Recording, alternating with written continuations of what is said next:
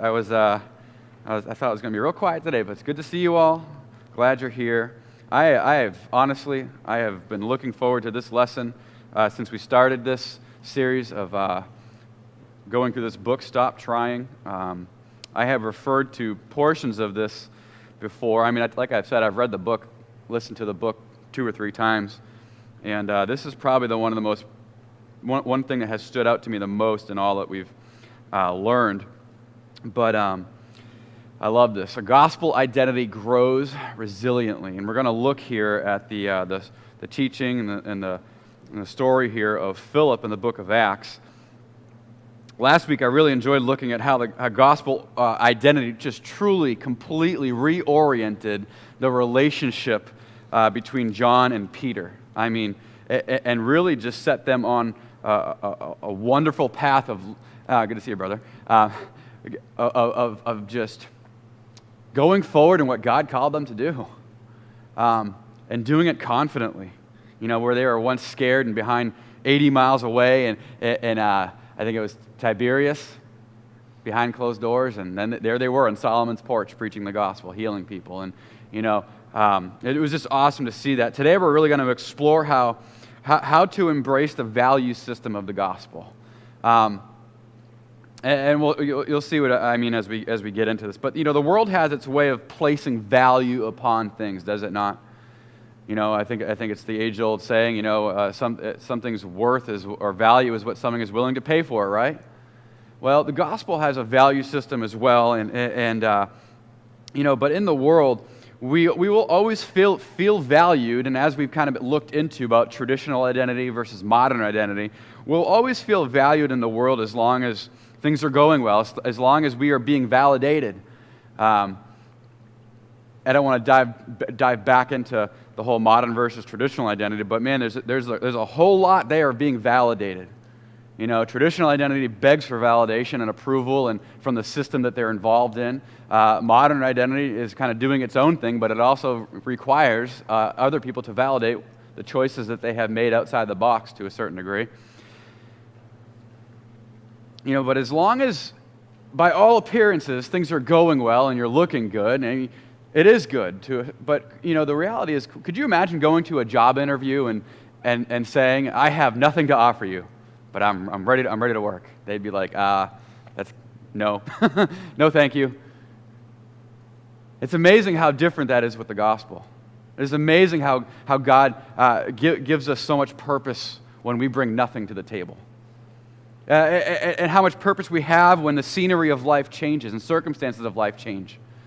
And in a gospel identity, we do learn to grow resiliently in Christ, in grace, in what God has ordained in our life.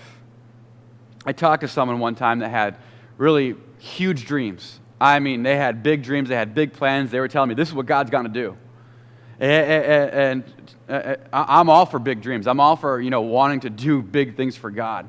But the way they were describing it to me was as if it was going to happen. And I kind of had I wasn't trying to be a wet rag. We had a great conversation. But I said, you know, what is your opinion going to be of God if things don't work out the way that you envision them? Because, you know, we can have the way, you know, the picturesque life, family, marriage, job, ministry, you name it. But things don't always go. I mean, let's just be real. Do they ever go as we just thought they were going to? I love what James says about this matter here in James chapter 4. He says, "Go to now, ye that say today or tomorrow, we will go into such a city and continue there a year, and buy and sell and get gain. Whereas you know not what shall be on the morrow, for what is your life? It is even a vapor that appeareth for a little time and then vanisheth away." And verse 15 is really the key to all this. "For that ye ought to say, if the Lord will, we shall live and do this or that. But now you rejoice in your boastings, and all such rejoicing is evil." I mean, we're to boast in Jesus Christ. We're to boast and have confidence in the throne of grace, not ourselves. You know, I went on in this conversation with this young man, and I said, you know, every pastor, everyone with a ministry, they want the biggest and greatest, you know, the largest scale ministry possible. But the reality is that is not how it always plays out. That is not the reality for most. And, if you look across America, the average church size is about 50 to 75 people, 50 to 100 people. Ever seen that meme, what I think of myself, what people think of myself, and they have like 6 different little things of what my mom thinks of me, all those.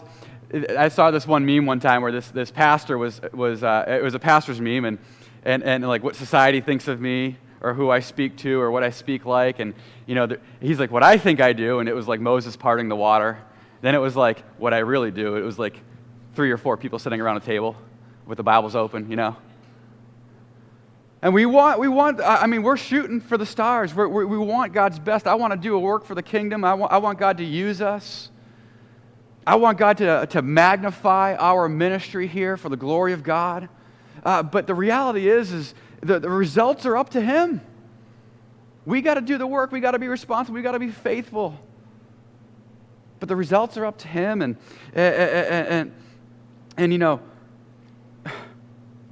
we're in a situation where the numbers and our platform and our influence, it's all about God leading us and opening doors for us. God magnified Joshua in the sight of all Israel, right? It wasn't Joshua, it was God doing that. And the best doors to walk through are the ones that God opens. The best circumstances are the ones that God is leading us in. The best results are the ones that God provides. The best of anything is from the best, the good and great shepherd. And it's when we learn to rest in that we can grow resiliently. There's no one alive that wants subpar. There's no one alive that you didn't get up today and said, "Man, I hope church is like subpar today." You didn't get up today and said, "I hope we have a boring service." No, we want God's best. You want God to speak to you. We all want the most and the best, and as a Christian we should, but as we observe in the Bible, there are some profoundly faithful people that did not achieve what they may have hoped for. We'll get to Acts chapter 8 in a second here. I'm just trying to paint the picture for you here, but ultimately, almost every Old Testament prophet that God used to pen Scripture had a very unsuccessful ministry, calling people to repentance, yet they ended up in captivity. Calling people to the temple to worship, yet they got thrown in a pit and arrested like Jeremiah. How does your heart handle that moment? How do we embrace that? You think about Joseph, who went from one extreme circumstance to the next. Jeremiah shed more tears than saw Israelites turn from their wickedness. Noah, the preacher of righteousness, didn't have any converts except for his own family. Moses didn't make it to the promised land, and David didn't see the temple built. You see what I'm saying here? Profoundly faithful people who had big dreams. But yet, hey, don't ever forget the steps of a good man are ordered by the Lord. Hey, don't forget that if God is leading you, hey, embrace that, love that moment. Love your God and learn to rest in His good and providential hand, His sanctifying hand. I've been learning so much going through Joseph here these past few weeks on Wednesday nights, but a few weeks ago, in light of our first message in Mark on Sunday morning about a servant's perspective, as we looked in the life of John the Baptist, we read from Proverbs that we have here, Proverbs 27, verse 18, where it says, "Whoso keepeth the fig tree shall eat the fruit thereof." Hey, be faithful, take care of that thing, prune that thing, fertilize that thing, and you'll eat the fruit thereof. So he that waiteth on his master shall be honored. And I said this, you need to learn how to keep the fig tree, whether you're in Samaria or whether you're in Gaza. And I said that in relation to what we're going to look at today in Acts chapter 8. If you want to turn there, Acts chapter 8 is the story that tells us the story of Philip. In the opening 3 verses, it says there, it talks about Saul and wreaking havoc on the church, and verse 4 talks about how the church was scattered. Verse 5, let's pick it up here. It says, Philip went down. Let me back up here. Okay, it says, let's just start in verse 4. Therefore, they that were scattered abroad went everywhere preaching the word. Then Philip went down to the city of Samaria and preached Christ unto them. So there's a persecution, and Philip ends up in Samaria of all places. And the people with one accord gave heed unto those things which Philip spake, hearing and seeing the miracles which he did. For unclean spirits were crying with a loud voice, came out of many, and that were possessed with palsies, and many taken with. Sorry, I'm getting old here. I need glasses. He says here, for the unclean spirits, crying with a loud voice, came out of many that were possessed with them, and many taken with the palsies that were there, lame, were healed. And there was great joy in that city. And he goes in, so there's a lot going on here. Verse 9 down through about verse 14 is the healing of this town sorcerer, Simon.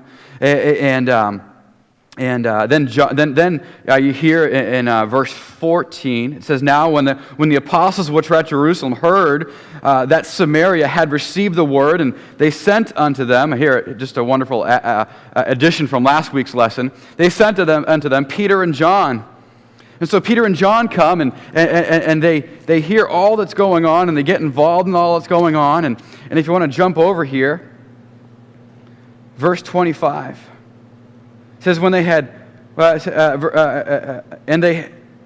they had testified and preached the word of the Lord, returned to Jerusalem and preached the gospel in many villages of the Samaritans. So there was a city that Philip was preaching in. Revival breaks out, healings, great things happen. Peter and John show up. They preach.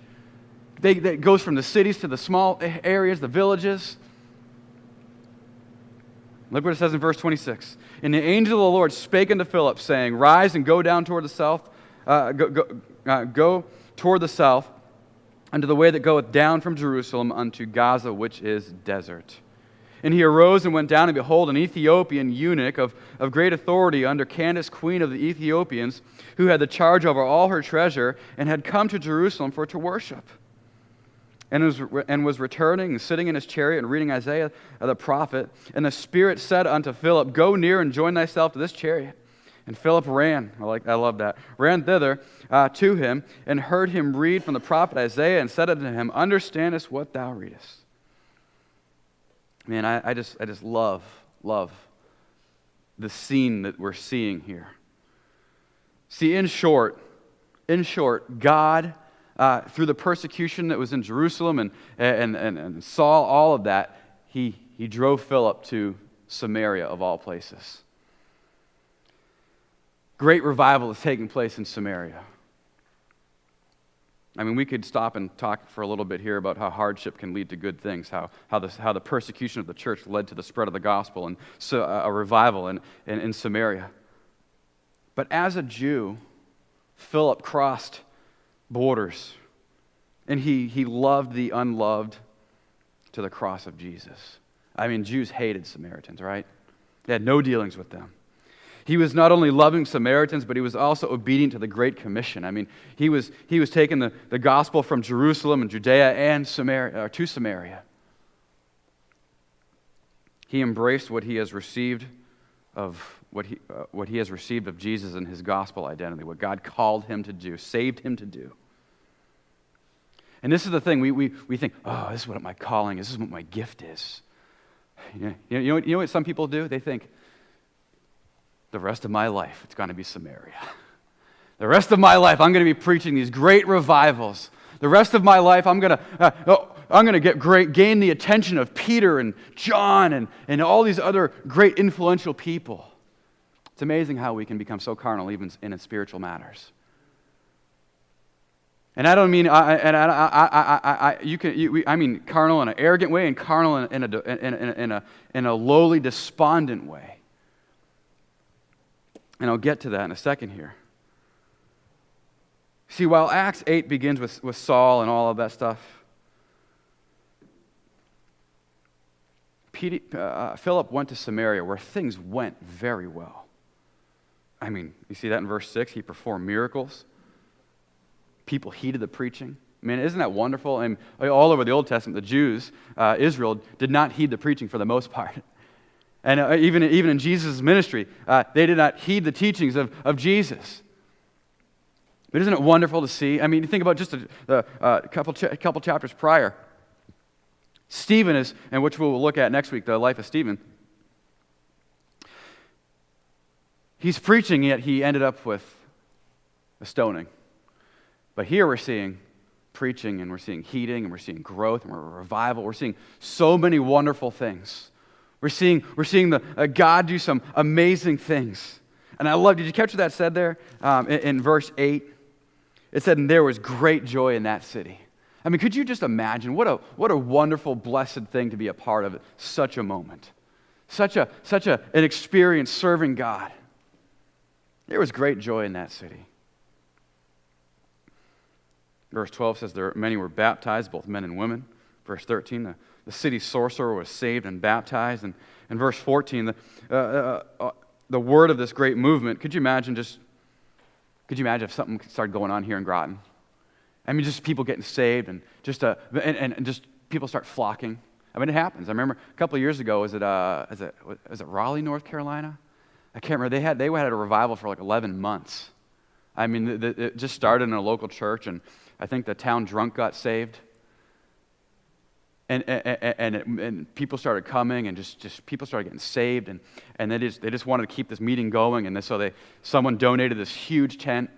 I mean, and just people just started flocking to this place. And I remember we've met him, Josh Lancaster, him and his wife Pepsi. They went down there to see what was going on, and they said, I mean, yeah, there might not be things that they personally agreed with, but God was moving there. I mean, when God does something, people want to come and see it. And could you imagine just the thrill of that? Could you, I mean, I remember a couple of years ago when we had that revival down in Worcester for, I don't know, maybe 11 weeks or so. That was a pretty awesome thing. And it's just amazing to be a part of what God is clearly doing. And sometimes, though, in our humanity, we get wrapped up in the results. We get wrapped up in the moment. Philip was used in such a great way, and I would say this on a large scale.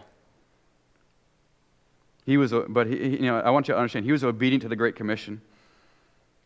The gospel was taken locally, regionally, and I would say this, when it comes to Samaria, I would say this, not just nationally, but unconditionally. I mean, he was all in on gospel ministry.